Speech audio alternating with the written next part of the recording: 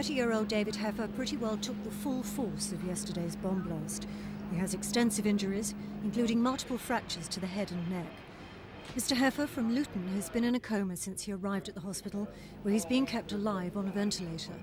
His parents, sister and girlfriend are with him in the intensive care unit.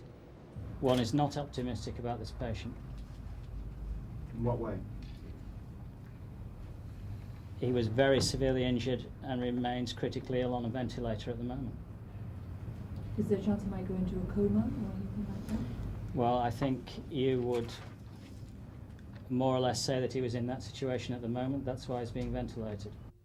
One of David Heffer's friends was also injured in the blast and is also being treated at UCH. Peter Rook, the manager of the bombed pub, was due to have an exploratory operation on a wound in his arm this afternoon, but it's hoped he'll be able to leave hospital in the near future, possibly tomorrow.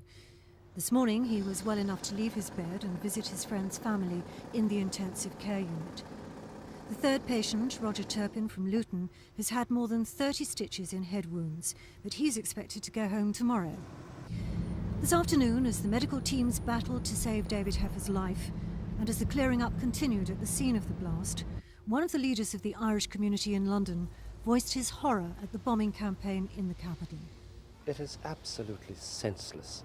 All it is doing is causing pain and anguish, and I'm horrified every time I hear of one of these atrocities, and such innocent people being brought into the fray.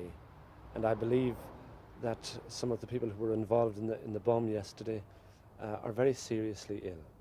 And of course, any damage to life, to a person, whoever they are, no one has a right to try and take life.